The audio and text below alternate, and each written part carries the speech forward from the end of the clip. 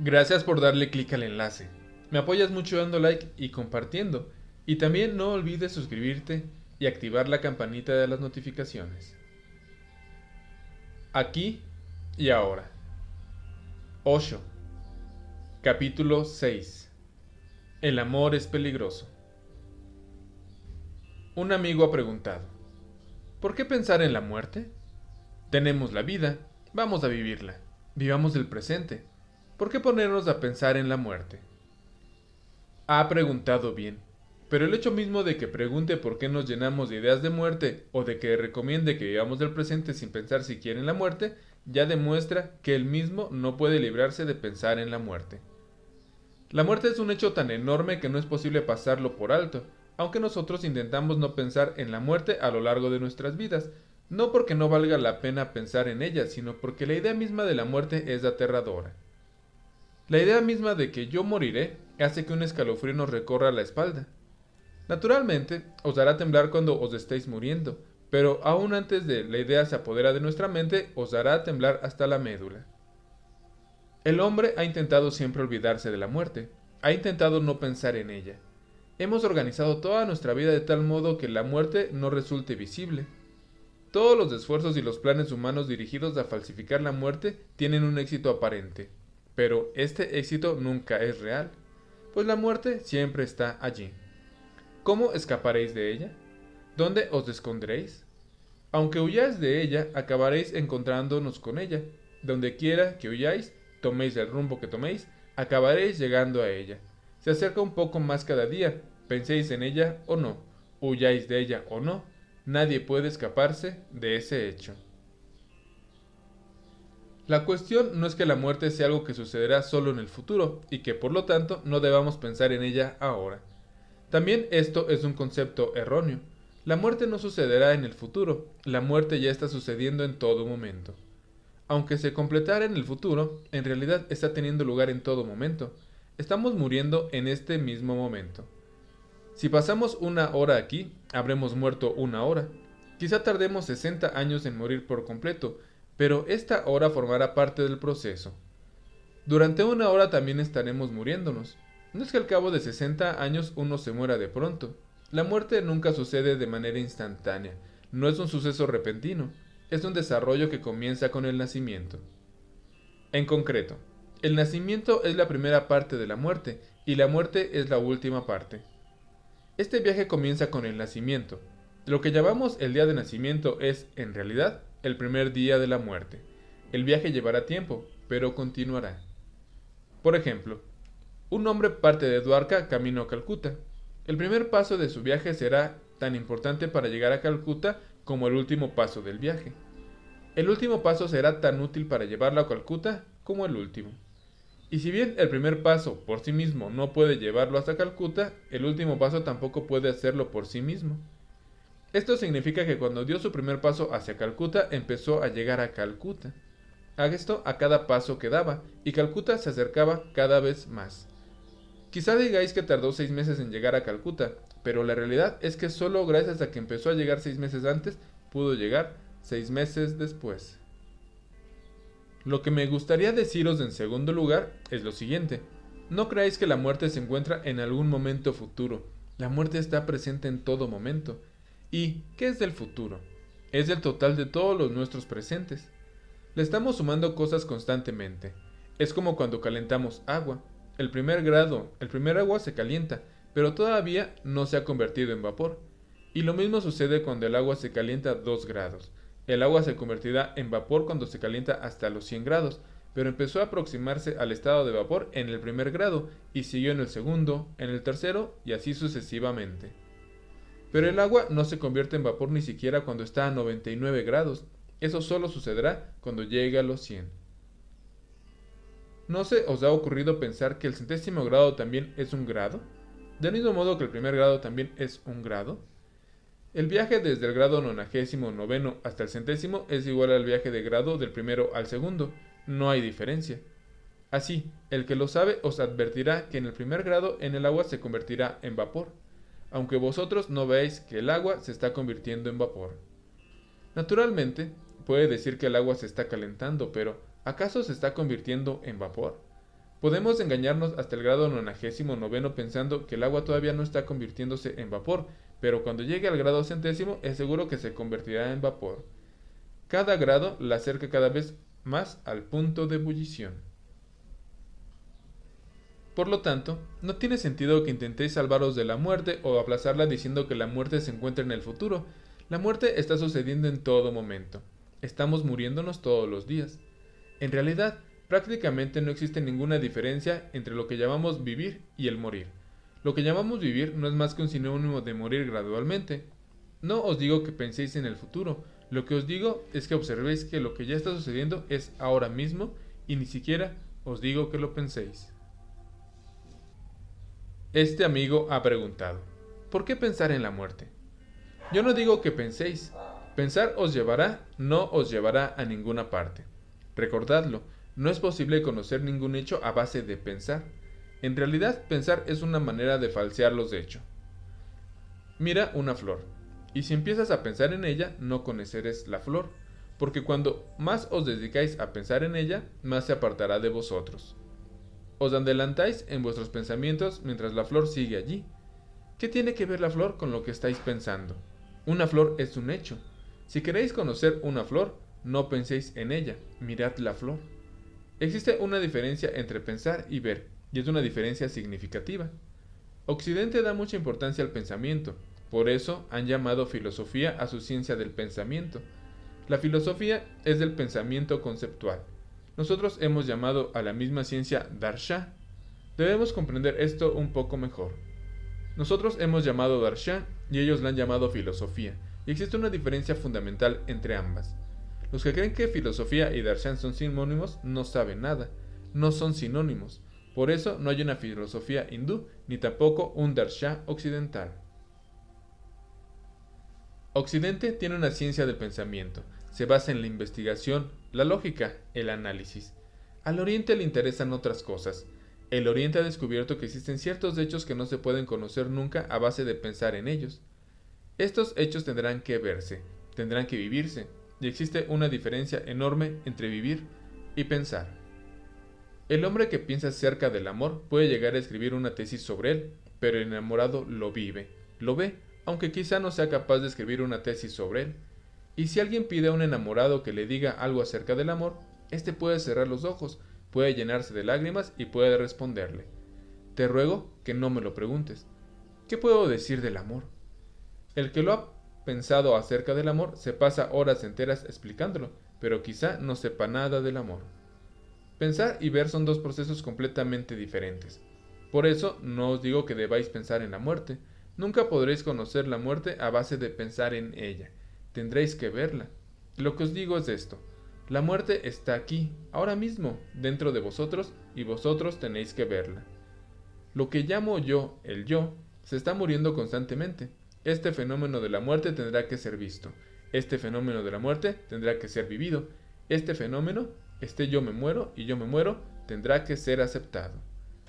Hacemos todo lo que podemos para demostrar la falsedad de la muerte. Hemos inventado 1000 maneras de demostrar su falsedad.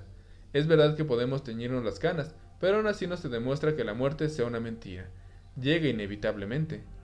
Aún debajo del tinte, las canas siguen siendo blancas. Son señales de que la muerte ha empezado a acercarse, de que ha de llegar con seguridad.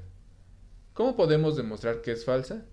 Por mucho que nos dediquemos a demostrar su falsedad, no cambiaremos las cosas. Se está acercando inexorablemente. Lo único que cambia es que nosotros podemos dejar de saberlo. Lo que yo os pregunto es esto: ¿cómo puede saber lo que es la vida el que ni siquiera ha conocido la muerte? Mi postura es que la muerte está en la circunferencia y la vida está en el centro. Si no conocemos siquiera la circunferencia, ¿cómo podremos llegar a conocer alguna vez el centro? Y si hemos huido de la circunferencia, nunca nos acercaremos al centro. Si os asustáis de las paredes exteriores de una casa y huís, ¿cómo podréis llegar a entrar alguna vez en el interior de la vivienda? La muerte es la periferia y la vida es el tiempo que está en su centro. Si huimos de la periferia, también huimos de la vida. El que llega a conocer la muerte la desvelará y con el tiempo empezará a conocer también la vida. La muerte es la puerta de entrada al conocimiento de la vida. Rehuir la muerte es rehuir también a la vida. Así, cuando yo os digo, Conoced la muerte, comprended los hechos, no os estoy pidiendo que penséis. También debemos comprender otra cosa, que es interesante.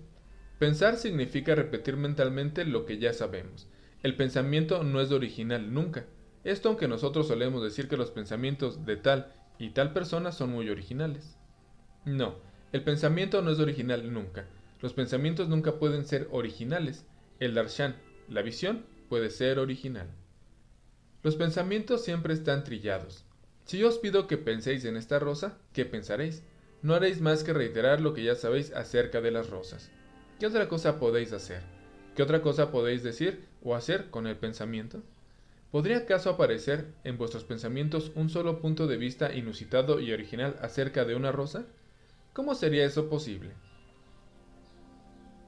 Pensar no es más que reiterar los pensamientos.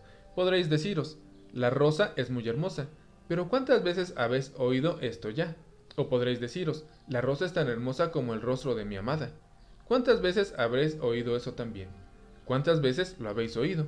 O podréis decir, la rosa es muy fresca, pero ¿cuántas veces habéis oído o leído esto también? ¿De qué sirven los pensamientos? ¿Cómo serían capaces de entrar en el ser de esa rosa a base de pensar en ella? El acto de pensar solo os puede llevar hasta lo que tengáis en la memoria acerca de las rosas. Por eso, el pensamiento nunca es original. Nunca puede existir un pensamiento original. Solo los que ven son originales.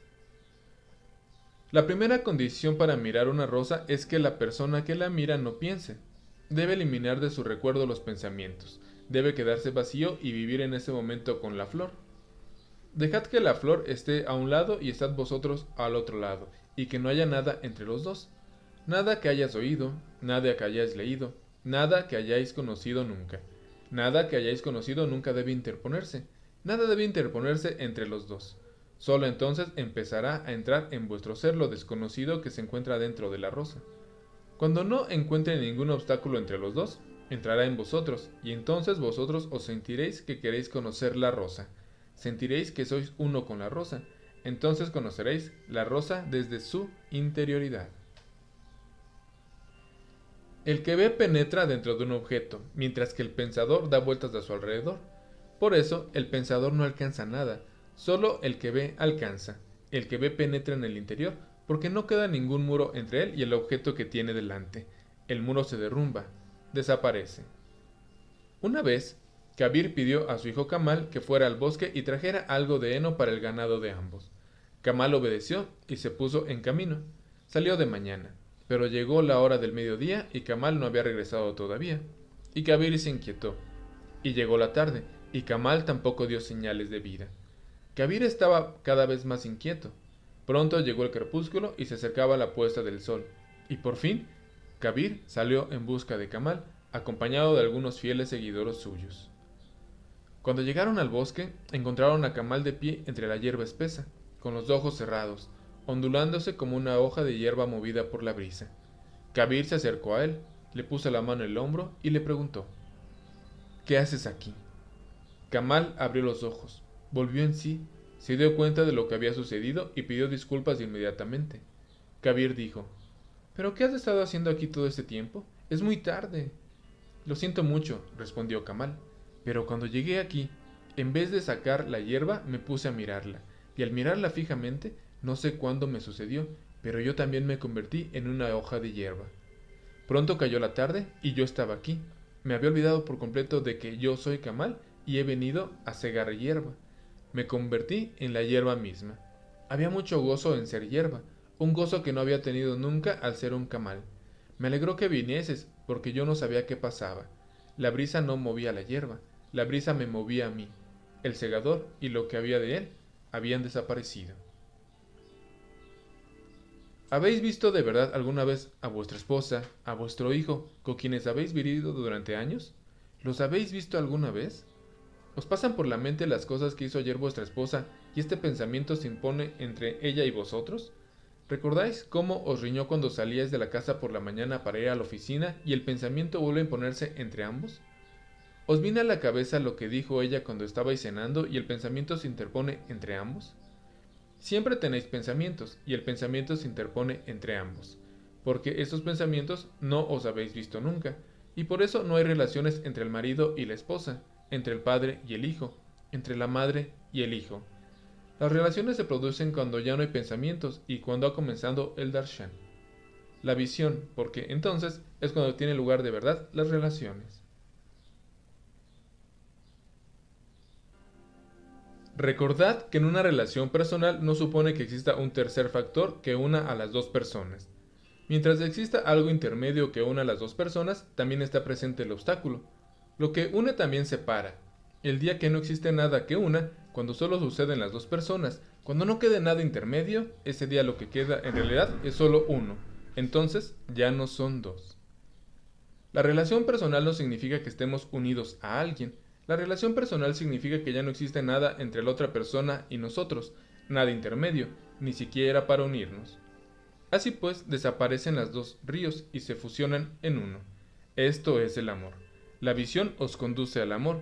La visión es la fuente del amor. Y el que no ha amado no ha conocido nada nunca, por mucho que haya pretendido conocer a una persona. Esto solo lo ha conocido a través del amor. Por tanto, cuando digo que hay que conocer la muerte, quiero decir que también tendremos que amar la muerte. Tendremos que ver la muerte, pero la persona que tiene miedo a la muerte, que la rehuye, ¿cómo puede amar a la muerte? ¿Cómo puede tener su darsha? ¿Cómo puede ver alguna vez la muerte? Cuando se aparece la muerte ante él, él le vuelve la espalda, cierra los ojos, no permite nunca que se aparezca la muerte ante él, esto cara a cara. Tiene miedo, está asustado, por eso es incapaz de ver la muerte en absoluto, y tampoco es capaz de amarla. Y la persona que todavía no ha sido capaz de amar la muerte, ¿cómo podrá amar alguna vez la vida? Pues la muerte es un suceso muy superficial, la vida es un fenómeno mucho más profundo. El que rehuyó al primer escalón, ¿cómo podrá llegar alguna vez a las aguas profundas del gozo? Por eso os digo, esto que la muerte tendrá que vivirse, tendrá que conocerse, tendrá que verse. Tendréis que enamoraros de ella, tendréis que mirarla a los ojos, y cuanto la persona mira a la muerte a los ojos, empieza a observarla, penetra en ella, se maravilla, descubre con gran asombro, y dice, oh, qué gran misterio se oculta en la muerte. Lo que yo llamaba muerte, de lo que yo rehuía, en realidad, dentro de sí, es la fuente de la vida suprema. Por eso os digo, entrad de buena gana en la muerte para que podáis alcanzar la vida. Hay un dicho de Jesús que es increíble. Jesús ha dicho, porque el que quiera salvarse perecerá, y el que entregue la vida no será destruido. El que se pierde se encontrará, y el que se ponga a salvo se perderá. Si una semilla quiere salvarse, se pudrirá. ¿Qué otra cosa le espera? Y si una semilla se aniquila a sí misma en la tierra, si desaparece, se convertirá en árbol. La muerte de la semilla se convierte en vida para el árbol. Si la semilla se protegiera a sí misma diciéndose, tengo miedo, ¿podría morirme? No quiero desaparecer. ¿Esto? ¿Por qué voy a desaparecer? En ese caso ni siquiera seguirá siendo semilla, ni mucho menos se convertirá en árbol. El miedo a la muerte nos hace encogernos. Quiero deciros una cosa más que quizá no se os haya ocurrido. Solo el que tiene miedo a la muerte tiene ego, pues el ego supone una personalidad estrecha, un nudo apretado. El que tiene miedo a la muerte se encoge en su interior. Todo el que tiene miedo tiene que encogerse en su interior, y todo lo que se encoge se convierte en un nudo. Se produce un complejo dentro de la persona. El sentimiento del yo es el sentimiento de la persona que tiene miedo a la muerte. Cuando una persona penetra la muerte, ni tiene miedo a la muerte, no huye de ella, empieza a vivirla. Entonces su yo desaparece, su ego desaparece. Y cuando desaparece el ego solo queda la vida. Podemos expresarlo así. Solo muere el ego, que no es el alma. Pero como nosotros seguimos siendo egos, surge una gran dificultad. En realidad solo puede morir el ego, solo el ego tiene muerte, porque es falso. Tendrá que morir, pero nosotros nos aferramos a él. Imaginad, por ejemplo, que se levanta una ola en el mar. Si la ola quiere sobrevivir como ola, no puede hacerlo, está destinada a morir. ¿Cómo puede sobrevivir una ola como ola? Ha de morir, a no ser que se convierta en hielo, porque si se vuelve sólida puede sobrevivir. Pero aún en una supervivencia de este tipo, la ola ya no existe, y queda el hielo, un hielo que es ola, cerrada, disgregada del mar. Recordad que una ola no es independiente del mar, es una con el mar. Esta, aunque esté convertida en hielo, porque se independiza del mar, se separa, se solidifica. La ola se ha quedado helada. Como ola, era una ola con el mar, pero se convierte en un bloque de hielo. Sobrevivirá, por supuesto, pero quedará disgregada del mar.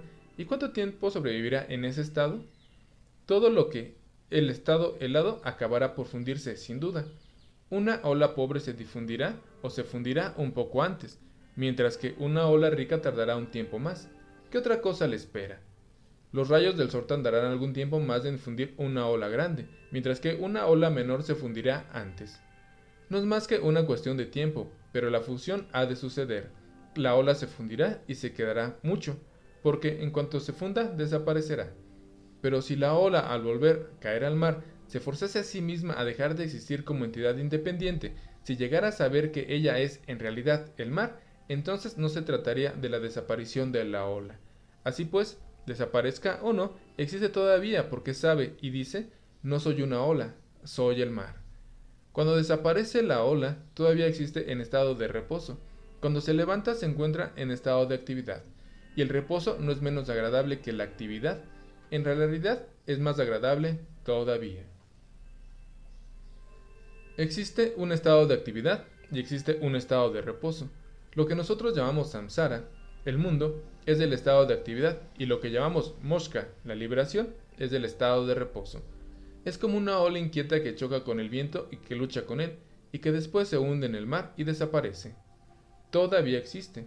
Lo que era antes en el mar sigue siéndolo, pero ahora está en reposo. Pero si una ola se afirmase a sí mismo como ola, sería como si estuviera llena de ego, y entonces tendría que disgregar el mar. Cuando llegáis a coger la idea del yo soy, ¿cómo podéis ser con el resto del todo? Si optáis por ser con el todo, entonces se pierde el yo. Por eso insiste el yo. Disgrégate del todo. Y qué interesante es que el hecho de disgregaros del todo os hace ser desgraciados. Entonces, una vez más, el yo dice, relaciónate con el todo. Así de tortuoso es el yo. El yo dice primero, disgrégate del todo, aíslate, tú eres diferente del todo. ¿Cómo vas a seguir unido? De esta manera, el yo se separa, pero entonces se encuentra con problemas, pues en cuanto el yo se separa del todo, se siente desgraciado. Su fin se aproxima. En cuanto la ola llega a creerse independiente del mar, empieza a morir. Su muerte se aproxima. Entonces emprenderá la lucha por protegerse de la muerte. Mientras fue una con el mar, no existió la muerte, pues del mar no muere nunca. Recordad que puede existir un mar sin una ola, pero una ola no puede existir sin el mar. No podemos concebir una ola sin el mar. El mar estará presente en la ola, pero el mar puede existir sin una ola. Cuando las olas forman parte integral del mar, existe en paz y reposo, pero en cuanto una ola aspira a salvarse del mar, surgen dificultades, se disocia del mar y comienza su muerte. Por este motivo, el que ha de morir quiere amar. El motivo por el que todos nosotros estamos tan deseosos de amar es que el amor es el medio más evidente para conectar. Por eso nadie quiere vivir sintiéndose desgraciado, sin amor. Todos buscamos el amor. Que alguien quiera recibir nuestro amor, que alguien quiera entregarnos amor, y para la persona que no encuentra amor, este se convierte en un problema, pero ¿nos hemos preguntado alguna vez cuál es el significado del amor? El amor es un intento de reconstruir de nuevo, parte a parte, uniendo diversas partes, la relación con el todo que hemos roto. Así, un tipo de amor es aquel por el cual intentamos reconstruir nuestra relación perdida con el todo a base de añadir diversas partes. Esto es lo que llamamos amor. Y existe otro tipo de amor en el cual hemos cejado en nuestro intento de disgregarnos del todo. Esto es lo que llamamos oración. Por ello, la oración es el amor absoluto y tiene un significado totalmente distinto. No significa que estemos intentando recomponer los pedazos, significa que hemos dejado de disgregarnos del todo. La ola ha anunciado, yo soy el mar, y ahora no intenta conectarse con cada una de las demás olas. Recordad que la ola misma se está muriendo, y que las demás olas próximas también se están muriendo. Si esta ola intenta relacionarse con las demás olas tendrá problemas. Por eso, lo que nosotros llamamos amor es muy doloroso, porque es una ola que intenta relacionarse con otra ola, y la ola y la otra ola se están muriendo. Pero establecen una relación entre ambas con la esperanza de que uniéndose entre sí quizá puedan salvarse. Esta es la razón por la que convertimos el amor en seguridad. Así pues, el hombre tiene miedo de vivir solo. Quiere tener una esposa, tal vez un marido, un hijo, una madre, un hermano, un amigo, una sociedad, una organización, una nación, son empeños del ego, son intentos de reunirse de nuevo con el todo por parte del que se ha disgregado de él. Pero todos estos intentos de unión son invitaciones a la muerte, pues aquel con el que establecéis una unión está igualmente rodeado de la muerte, igualmente rodeado del ego.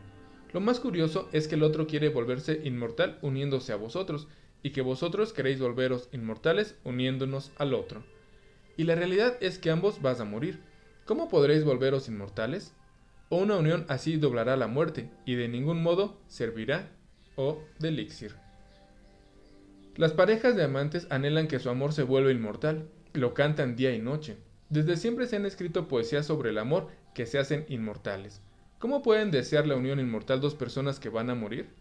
La unión de estas dos personas solo sirve para que la muerte sea el doble de real, nada más. ¿Qué otra cosa puede ser? Y ambos se están fundiendo, se están hundiendo, se están desvaneciendo, por eso están tan asustados, tan preocupados. La ola ha creado su organización propia. Se dice, tengo que sobrevivir. Y ha creado naciones. Ha creado sectas hinduistas, musulmanas, olas que crean sus organizaciones propias. Y la realidad es que todas estas organizaciones van a desaparecer. La única organización verdadera es el mar que tienen debajo, y la organización del mar es una cosa completamente diferente. La ola pertenece a ella, pero eso no quiere decir que se una al mar. Quiere decir más bien que la ola sabe y dice, no soy diferente en nada del mar.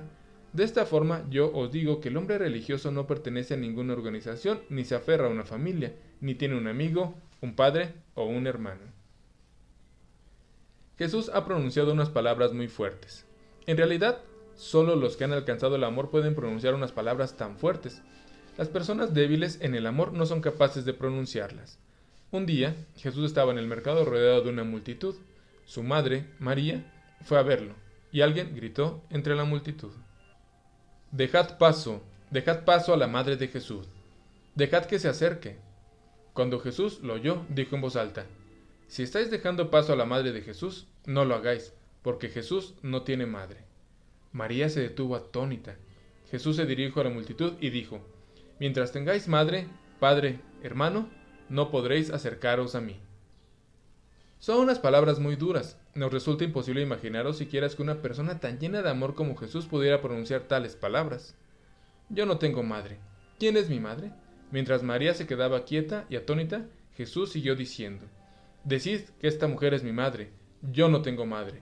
Y recordadlo, mientras tengáis madre, no podéis acercaros a mí. ¿Qué pasa aquí? Una ola que intente unirse a otra ola no será capaz de acercarse al mar.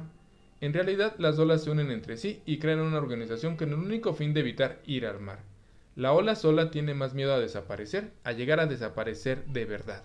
Pero la verdad es que se está desapareciendo ya. Pero cuando se reúnen unas pocas olas se sienten tan tranquilizadas y se crea una organización. Esto de cierto tipo. También se crea una multitud. Por eso al hombre le gusta vivir entre la multitud. Cuando se queda solo tiene miedo. La ola en su soledad se queda completamente sola, deslindándose, cayéndose, desvaneciéndose, esto a punto de desaparecer, sintiéndose alineada por ambos lados. También se alinea a un mar, o al otro o al resto de las olas, por eso crea una organización y crea una cadena. El padre se dice: yo desapareceré, pero eso no importa, dejaré tras de mí a mi hijo. La ola se dice: yo desapareceré, pero dejaré una olita, esta sobrevivirá tras de mí. La cadena continuará, mi nombre quedará. Por esta razón, el padre se siente desgraciado cuando no tiene un hijo. Esto significa que no podrá organizar su inmortalidad. Él desaparecerá, por supuesto, pero quiere producir otra ola que seguirá más adelante, que al menos llevará a la identidad de la ola de la que procede. Así, a la primera ola no le importa desaparecer, deja otra ola tras de sí. Podéis haber advertido que las personas que realizan una actividad creativa no se preocupan demasiado de tener hijos, por la sencilla razón de que han encontrado un sustituto. Sus pinturas sobrevivirán, sus poesías sobrevivirán, sus esculturas sobrevivirán. No se preocupan de tener hijos, por eso los científicos, los pintores, los escultores, los escritores y los poetas no se preocupan demasiado de tener hijos. El único motivo de ellos es que han encontrado un hijo de otro tipo. Han creado una ola que seguirá adelante, esto mucho después de que ellos hayan desaparecido. En realidad, han encontrado un hijo que durará todavía más que los vuestros, porque incluso cuando hayan desaparecido vuestros hijos, perdurará el libro del escritor. El escritor no se preocupa demasiado de tener un hijo, de tener descendencia, pero eso no significa que esté despreocupado. Lo único que significa es que ha encontrado una ola duradera. Deja de preocuparse por las olas menores, por eso no le interesa tener familia, ha creado una familia de otro tipo. También él aspira al mismo grado de inmortalidad. Se dirá, por lo tanto, el dinero se perderá, la riqueza se perderá, pero mi obra, mis textos sobrevivirán, y esto es precisamente lo que él desea. Pero también se han perdido textos escritos. Ningún texto dura para siempre, aunque por supuesto dura cierto tiempo. ¿Quién sabe cuántos textos se han perdido ya? ¿Y cuántos se pierden cada día? Todo se perderá. En realidad, en el mundo de las olas, por mucho que se prolongue a sí misma, una ola ha de perderse a la larga. La ola ha de enfrentarse a la extinción. De nada le sirve prolongarse a sí misma. Así pues, si os veis a vosotros mismos como olas, querréis evitar la muerte. Seguiréis asustados, con miedo. Yo os digo, mirad la muerte. No debéis evitarla, ni temerla, ni rehuirla. Miradla, y con eso miradla descubriréis que lo que parecía la muerte visto desde este lado resulta ser la vida cuando entráis en ella un poco. Por lo tanto, la ola se convierte en el mar, desaparece su miedo a la extinción. Ahora bien, ¿no desea convertirse en hielo sólido?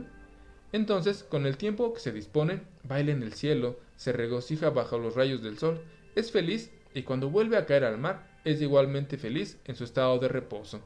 Así es feliz en la vida, es feliz en la muerte, porque sabe lo que es y que nunca nace ni nunca muere. Lo que es, solo cambian las formas. Todos somos olas en el mar de la conciencia. Algunos, la mayoría, nos hemos convertido en hielo. El ego es como el hielo, duro como una piedra. ¿Qué sorprendente es que un líquido como el agua pueda volverse duro como el hielo y la piedra?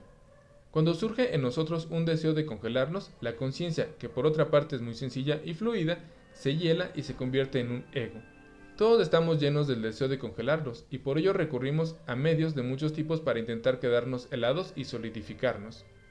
Existen leyes según las cuales el agua se convierte en hielo y también existen leyes que rigen la formación del ego.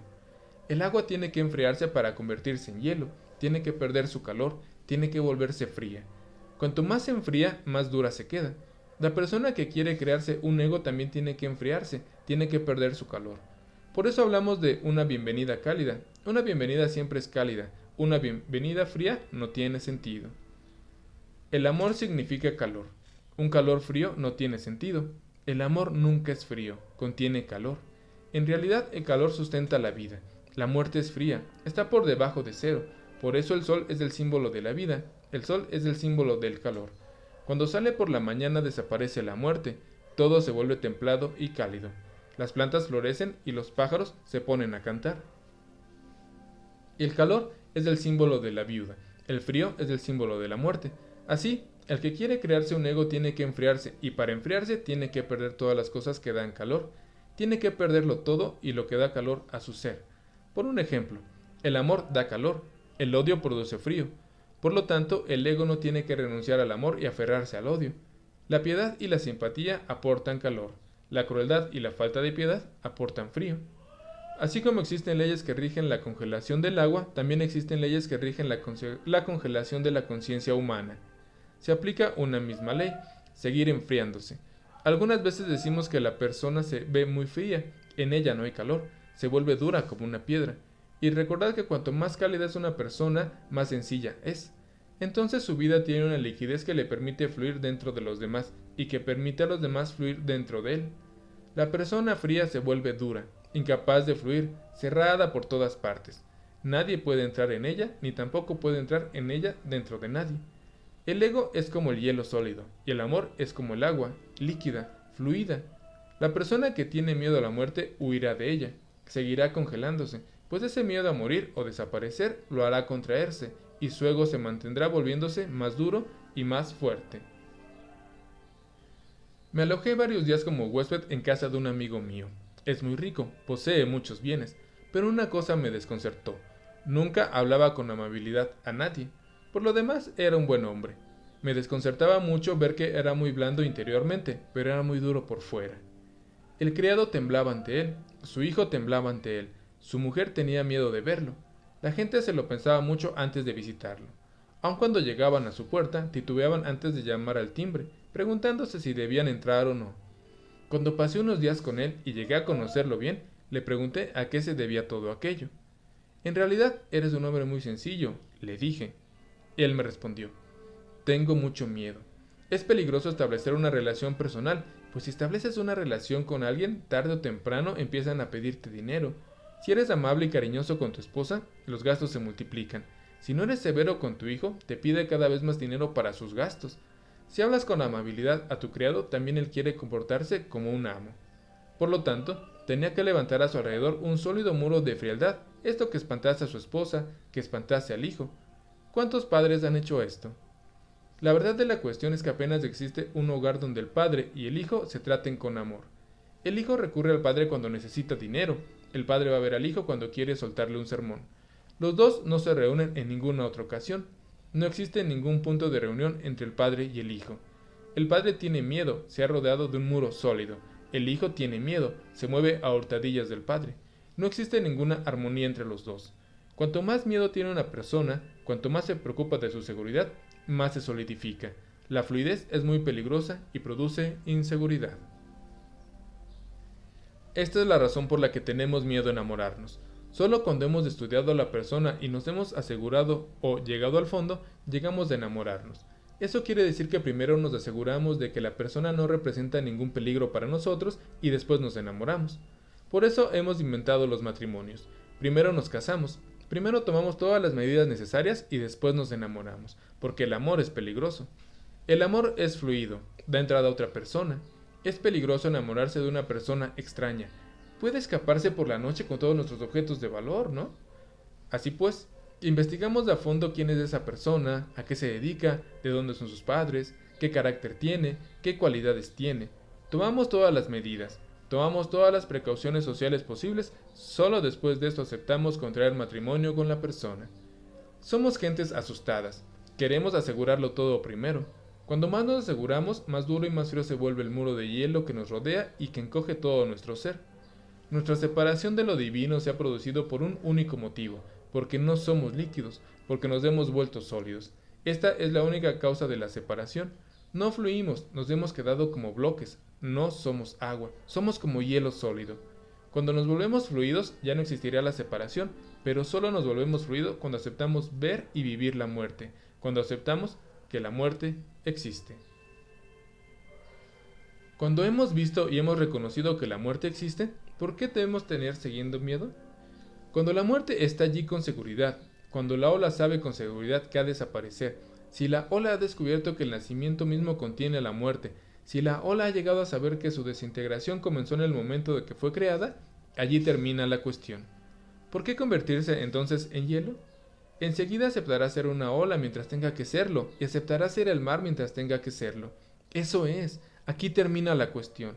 En ese instante se acepta todo. En esa aceptación la ola se convierte en el mar.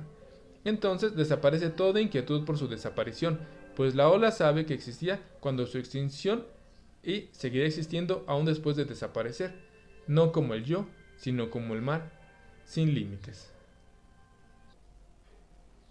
Cuando Lao Tse estaba a punto de morir. Cuando Lao Tse estaba a punto de morir, alguien le pidió que revelase algunos secretos de su vida. Lao Tse dijo, el primer secreto es que nadie me ha vencido en toda mi vida. Cuando los discípulos oyeron esto, se emocionaron mucho y le dijeron, nunca os habéis dicho eso, nosotros también queremos vencer. Te rogamos que nos enseñes el modo de conseguirlo. Os habéis equivocado, respondió Lao Tse. Habéis oído otra cosa. Yo he dicho que nadie ha podido vencerme nunca, y vosotros decís que también vosotros queréis vencer. Las dos cosas son completamente opuestas, aunque parece que significan lo mismo. En el diccionario, en el mundo del lenguaje, tienen un mismo significado. La persona que no ha conocido la derrota es victoriosa. Solo he dicho aquí que nadie ha podido vencerme, y vosotros habláis de vencer. Fuera de aquí. Jamás comprenderéis mis palabras. Los discípulos le suplicaron. Aún así, te rogamos que nos expliques. Enséñanos cómo hacerlo. ¿Cómo es que nunca te han vencido? Lao Tse dijo, nadie me ha vencido porque yo siempre estaba vencido. No hay manera de vencer a un hombre que ha vencido o que está vencido ya. Yo nunca fui vencido, nunca quise la victoria. En realidad, nadie fue capaz de luchar conmigo. Si alguien pretendía desafiarme, ya me encontraba vencido, y no podía darse el gusto de vencerme. Lo que produce alegría es vencer al que quiere ser vencedor. ¿Qué gusto puede dar vencer al que ni siquiera quiere ganar? En realidad, destruir el ego de otra persona nos produce placer porque así reforzamos el nuestro. Pero si un hombre ya se ha dado por vencido, ¿qué gusto puede dar destruir a otra persona? Nuestro ego no se emocionaría en absoluto. Cuanto más conseguimos derribar el ego del otro, se convierte en la fuerza del nuestro. Pero el ego de esa persona de la que habíamos hablado ya está derribado. Por ejemplo, pretendéis vencer a un hombre en una pelea, y antes de que lo derribéis, él se tiende en el suelo, y antes de que os sentéis sobre él, él os invita a que os sentéis sobre él. ¿En qué situación quedaréis entonces? ¿Querráis echar a correr? ¿Qué otra cosa se puede hacer? Los espectadores se echarán a reír y os dirán, adelántate, siéntate encima de él, ponte cómodo, ¿por qué os echáis a correr? ¿Quién perecería más, este en el tanto en que se sienta sobre el otro, o el que dejaba de reír, esto con una risa que resonaría en los oídos para toda la vida? Así pues, siempre que alguien pretenda desafiar a aquel hombre, él se tendía inmediatamente en el suelo y decía, adelante, siéntate sobre mí. Has venido a eso, ¿no? Adelante, pues, no te inquietes, no te molestes, no hace falta que te canses. Ven y siéntate sobre mí. Lao Tse añadió, pero vosotros me preguntáis otra cosa. Vosotros queréis que os explique el modo de vencer. Si pensáis en vencer, perderéis. El que alberga la idea de vencer siempre pierde. En realidad la derrota comienza con la idea misma de la victoria, y nadie ha sido capaz de ofenderme, señaló Lao Tse. Te ruego que nos digas también el secreto de esto, porque tampoco nos gusta que nos ofendan, dijo un discípulo. Volvéis a cometer un error, dijo Lao Tse. Nadie ha sido capaz de ofenderme porque nunca he deseado los honores. A vosotros os ofenderán siempre porque estáis llenos del deseo de honra. A mí no me han expulsado nunca de ninguna parte porque siempre me he sentado cerca de la puerta, donde la gente se quita los zapatos. Nunca me han pedido que me aparte de un sitio porque siempre me he quedado al final, donde nadie podía enviarme a un puesto inferior. Yo estaba muy contento de estar al final, eso me ahorraba problemas de todo tipo. Nadie me echó de allí ni me apartó en el último puesto. Nadie quería estar en aquel puesto. Yo estaba a mis anchas en mi puesto. También he estado a mis anchas en mi puesto o en cualquier otro cuando sé que es el mío. Nadie ha venido a echarme de mi puesto. También dice Jesús, yo os digo que los últimos serán los primeros. ¿Qué quiere decir esto? Por ejemplo, Jesús dice, si alguien os da una bofetada en la mejilla derecha, prestadle la izquierda. Esto significa que no le hagáis tomar siquiera la molestia de buscaros la otra mejilla. Hacedlo vosotros. Jesús dice, si alguien viene a vencerte, déjate vencer. Si te derriba una vez, cae 2 veces. Y Jesús dice, si un hombre te quita el manto, dale también tu camisa. ¿Por qué? Porque es posible que al hombre le dé vergüenza quitarte también la camisa. Y Jesús dice, si alguien te pide que lleves a cuestas su carga 1 milla, al final de la milla, ofrécete a llevarla más lejos. ¿Qué significa esto? Significa que aceptando totalmente las circunstancias de la vida, tales como la inseguridad, el fracaso, la derrota y, al final, la muerte, las vencemos a todas. De lo contrario, esas circunstancias no nos conducen a ninguna parte, salvo a la muerte. En el último extremo, la muerte es nuestra derrota, esta sería total. Aún tras las derrotas mayores sobrevivimos, a pesar de estar derrotados, y todos nosotros seguimos existiendo. Pero la muerte nos aniquila por completo. La muerte es el mayor de las derrotas, por eso queremos matar a nuestros enemigos, no hay otro motivo. La muerte es la derrota definitiva y, después de ella, el enemigo no tiene ninguna posibilidad de vencer nunca más. El impulso de matar al enemigo procede de nuestro deseo de afligirle la derrota definitiva. Después de la muerte ya no queda vencedor, pues ya no existe. La muerte es la derrota final, y todos queremos huir de ella. Y recordad también que la persona que intenta huir de su propia muerte procurará producir la muerte de otros. Cuanto más consigue matar a otros, más vivo se sentirá él. Por eso la causa de toda la violencia del mundo es completamente diferente de la que suele creer la gente.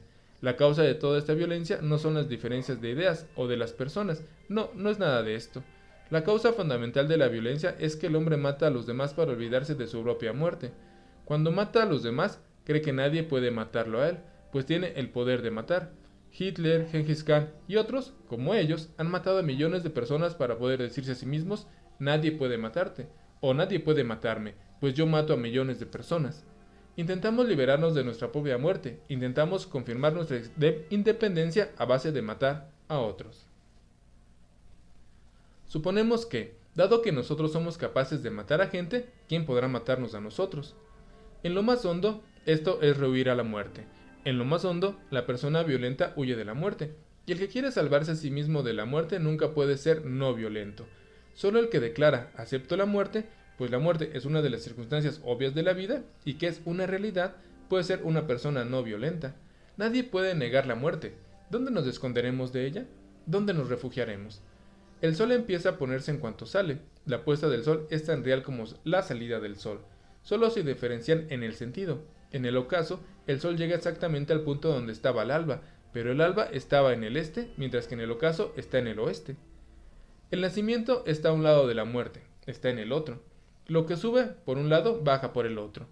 El orto y el ocaso están unidos. En realidad, el ocaso está oculto en el orto. La muerte está oculta en el nacimiento. Nadie que sepa esto puede negarlo de ningún modo. Esto cuando lo sabe, lo acepta todo. Entonces vive esta verdad, la conoce, la ve y la acepta. Con la aceptación llega la transformación. Cuando yo hablo de vencer la muerte, quiero decir que en cuanto una persona acepta la muerte, se ríe, porque llegó a saber que la muerte no existe. Solo se forma y se deshace la envoltura extrema. El mar siempre ha existido. Solo la ola ha cobrado forma y se ha desintegrado después. La belleza siempre ha estado presente. Las flores aparecieron y se marchitaron. La luz siempre ha brillado. El sol salió y se puso, y lo que brillaba con la salida del sol, con su supuesta, siempre estaba presente, antes del orto y después del ocaso. Pero solo llegaremos a ver esto cuando hayamos visto la muerte, cuando hayamos tenido la visión de la muerte, cuando nos hayamos encontrado con la muerte, cuando nos hayamos encontrado la muerte cara a cara, nunca antes. Así, nuestro amigo pregunta, ¿por qué pensar en la muerte? ¿Por qué no olvidarnos de ella? ¿Por qué no limitarnos a vivir? Yo quisiera decirle que nadie ha vivido olvidando la muerte, ni nadie ha podido vivir así, y el que desprecia la muerte, también desprecia la vida. Es como si tuviera en la mano una moneda y dijera, ¿por qué preocuparme por la otra cara de la moneda? ¿Por qué no limitarme a olvidarla? Si yo renuncio a la cruz de la moneda, también pierdo la cara, pues ambas componen las dos caras de la misma moneda. No es posible quedarse una cara de la moneda y tirar la otra a la calle. ¿Cómo sería eso posible? Si me quedo una cara, me quedará automáticamente con la otra.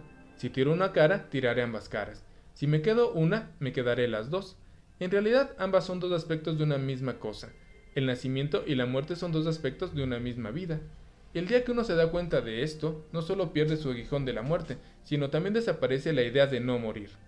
Entonces llega a saber uno que el nacimiento está allí y que también está allí la muerte. Ambas componen la felicidad. Todas las mañanas nos levantamos y vamos a trabajar. Unos van a cavar zanjas. La gente hace trabajos diferentes. Algunos sudan todo el día. Levantarse por la mañana es agradable, pero ¿acaso no es igualmente agradable dormir por la noche? Si unos locos se pusieran a convencer a la gente de que no durmiese por la noche, entonces la gente tampoco se levantaría por la mañana, pues la persona que no durmiese tampoco sería capaz de despertarse por la mañana. Y aquí, en este caso, toda la vida se detendría. Alguien podría tener miedo a acostarse afirmando, ¿despertarse por la mañana es tan agradable que es mejor quedarse dormido para no estropear el encanto de despertarse? Pero sabemos que esto es ridículo. Dormir es la otra cara de la moneda del despertar. El que duerme bien se despertará bien, y el que despierta bien dormirá bien, y el que bien vive, bien morirá. El que muere bien dará buenos pasos en su vida futura. El que no muere bien no vivirá bien. El que no vive bien no morirá bien. Será un desastre. Todo se volverá feo y distorsionado. El miedo a la muerte es responsable de la aparición de la fealdad y de la distorsión. Si alguien lo dominara el miedo a quedarse dormido, la vida se le haría difícil. Una vez un hombre me trajo a su madre, una señora anciana. Me dijo que a su madre le daba mucho miedo quedarse dormida. Yo le pregunté, ¿a qué se debe esto? Ha caído enferma recientemente, me dijo él, y cree que puede morirse mientras duerme. Tiene miedo de no volverse a despertar si se queda dormida, y por eso intenta pasar toda la noche despierta. Tenemos un grave problema. No se recupera de su enfermedad porque no duerme por la noche, esto por el miedo a morirse y no volverse a despertar. Te ruego que hagas algo para librarla de este miedo, de lo contrario, el problema es grave. En cierto modo, dormir es como morir todos los días. Estamos vivos todos los días y estamos muertos toda la noche. Esto es como morir por partes, como morir un poco cada día. Nos sumergimos en nuestro interior por la noche y salimos frescos por la mañana. Cuando llegamos a los 70 o a los 80 años de edad, el cuerpo está desgastado. Entonces lo toma la muerte, y con ella el cuerpo experimenta un cambio completo. Pero tenemos mucho miedo a la muerte, aunque no es más que un sueño profundo. ¿Sabéis que el cuerpo sufre un cambio todas las noches y que queda diferente todas las mañanas? El cambio es tan mínimo que vosotros no lo advertís. El cambio no es total, es una transformación parcial. Cuando os acostáis por la noche, cansados y agotados, vuestro cuerpo está en un estado determinado, y cuando os despertáis por la mañana está en un estado diferente. Por la mañana el cuerpo se siente fresco y rejuvenecido, está lleno de energía, dispuesto a enfrentarse con las actividades de un nuevo día. Ahora os sentís capaces de cantar canciones nuevas, cosa que no podías hacer la noche anterior. Entonces estabais cansado, roto, agotado, pero nunca os habéis preguntado por qué tanto miedo a la muerte. Cuando os despertáis por la mañana os sentís contentos, porque el sueño solo cambia una parte de vuestro cuerpo, pero la muerte, por su parte, produce un cambio completo. Todo el cuerpo se vuelve inútil y surge la necesidad de adquirir un cuerpo nuevo. Pero tenemos miedo a la muerte, y por eso toda nuestra vida se ha quedado completamente paralizada. Todos los momentos están llenos de miedo a la muerte. A causa de este miedo nos hemos creado una vida, una sociedad, una familia, esta que tiene como un mínimo de vida y un máximo de miedo a la muerte. El que teme a la muerte no puede vivir nunca. Ambas cosas no pueden producirse a la vez. Solo la persona que está preparada para encontrarse con la muerte de una manera absolutamente espontánea está preparada también para vivir. La vida y la muerte son dos aspectos de un mismo fenómeno. Por eso yo os digo, mirad la muerte. No os pido que penséis en la muerte, pues de esta manera de pensar os confundirá.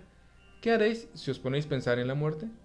A una persona enferma y desgraciada puede resultarle grato pensar que todo termina con la muerte. Este pensamiento le resulta grato al hombre, pero no por eso es cierto. Recordadlo, no creáis nunca que lo que os parece agradable es necesariamente cierto, porque lo que os parece agradable no depende de la verdad, depende de lo que vosotros consideréis conveniente. A la persona desgraciada, llena de problemas, enferma y dolorida, le parece que debería encontrarse con la muerte total, que no debería dejar que nada tras de sí, pues si sobrevive alguna parte de él, eso significaría evidentemente que sobrevivirá él, la persona desgraciada y enferma. Un amigo ha preguntado, algunas personas se suicidan, ¿qué puedes decir de ellas? ¿No tienen miedo a la muerte estas personas?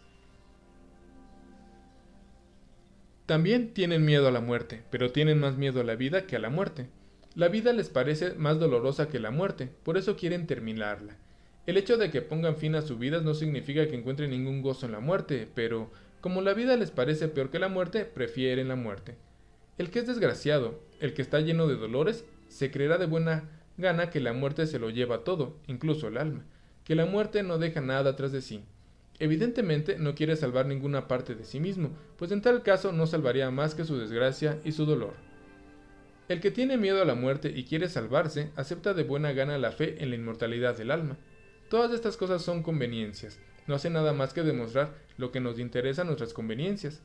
Aceptar estas cosas nos da resultado cómodo, eso es todo, por eso cambiamos de creencias muchas veces. La persona que era atea en su juventud se convierte en teísta en su vejez. En realidad, la verdad es que las creencias cambian con los dolores de cabeza. Cuando no nos duele la cabeza, tenemos un conjunto de creencias. Cuando nos duele la cabeza, cambiamos de estas por otro conjunto de creencias. Es difícil determinar en qué medida afectan las escrituras a vuestros sistemas de creencias y en qué medida les afecta vuestro hígado. No podemos saber si les afecta más el gurú o el hígado. Cuando el estómago está revuelto, la persona tiende a volverse atea, y cuando el estómago está bien, tiende a creer en Dios. ¿Cómo puede creer una persona que existe Dios cuando tiene dolores de cabeza? Si existe Dios y también existe el dolor de cabeza, ¿cómo conciliar ambos?